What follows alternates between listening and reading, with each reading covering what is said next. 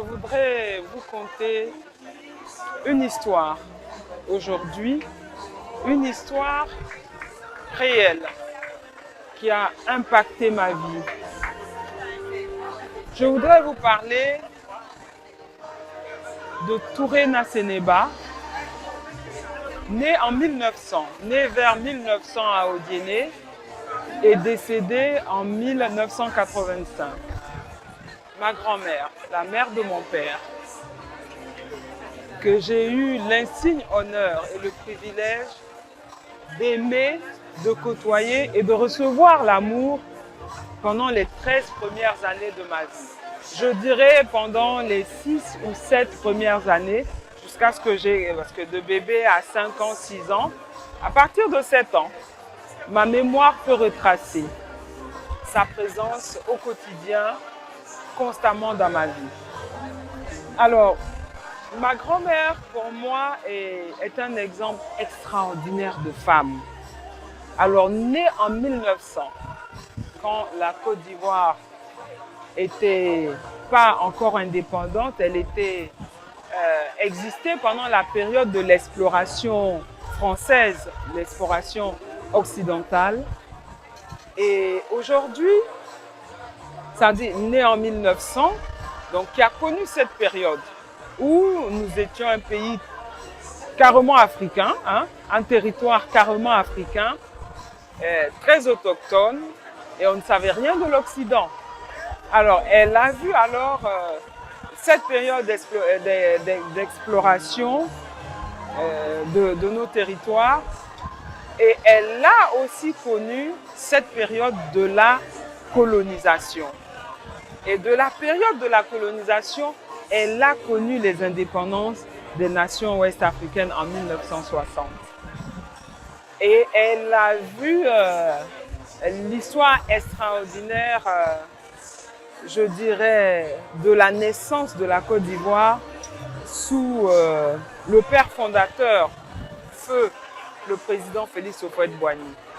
Alors, ma grand-mère, je retourne jusqu'en 85, pour moi, était une dame visionnaire.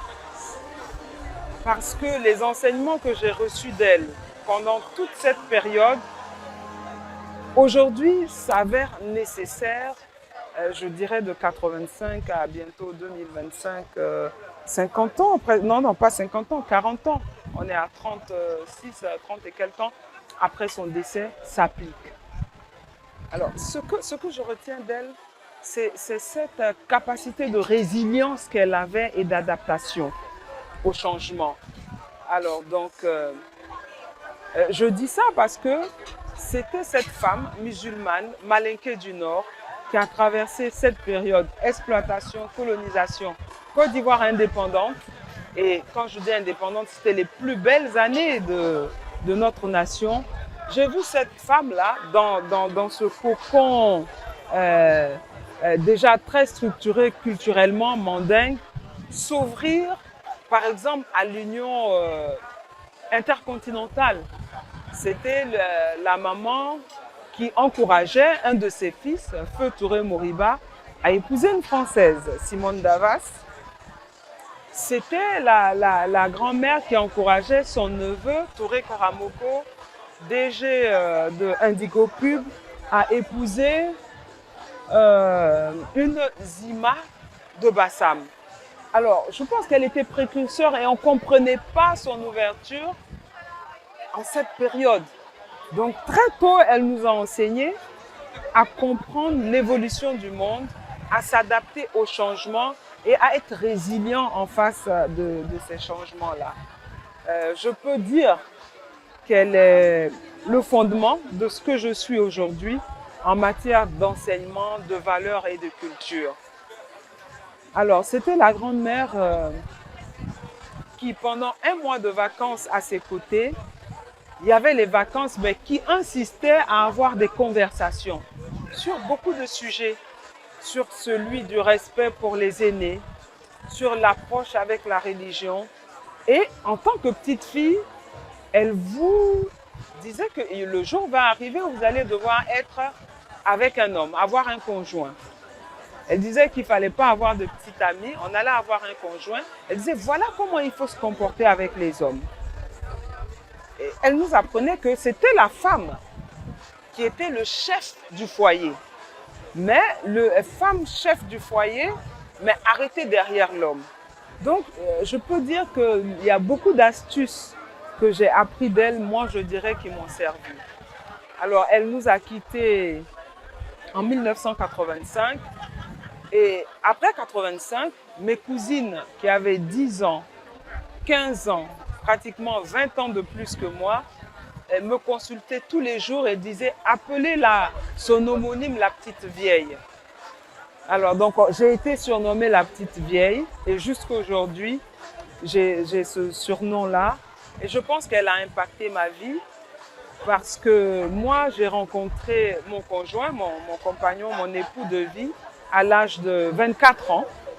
Et le Seigneur a bien voulu rappeler mon époux 24 ans après notre rencontre, donc j'avais 48 ans. Et je voudrais signifier qu'il y avait 25 ans de différence entre nous. Donc je me dis que ma grand-mère a réellement impacté ma vie. Elle a impacté mes décisions de vie, c'est-à-dire de vivre avec un homme, de me marier, d'avoir des enfants. Et je voudrais dire, moi, mes enfants sont nés aux États-Unis quand j'étais agent à la Banque mondiale, au siège mondial des institutions de Bretton Woods à Washington.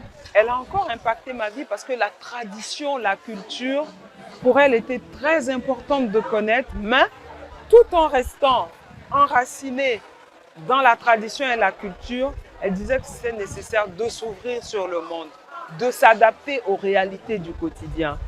Donc, j'ai voulu partager cette histoire avec le monde entier, avec les femmes d'ici et d'ailleurs, et leur dire que c'est possible d'être analphabète comme mon homonyme Nasseneba, d'avoir connu des périodes purement autochtones africaines, d'avoir découvert l'homme blanc, d'avoir côtoyé l'homme blanc, d'avoir découvert l'homme blanc pendant l'exploration, de l'avoir côtoyé pendant la colonisation et de prendre le meilleur de lui, mais garder nos traditions et de voler de ses propres ailes sous l'air du président fondateur Félix Houphouët-Boigny et de s'ouvrir sur le monde. Donc, elle a impacté ma vie, je voudrais lui rendre hommage et j'espère que cette histoire va inspirer beaucoup d'entre vous ici et ailleurs. Je voudrais vous dire merci, gardez vos traditions, gardez votre culture, mais ayez cette capacité d'adaptation et de résilience par rapport aux défis du monde d'aujourd'hui et de celui de demain. Merci.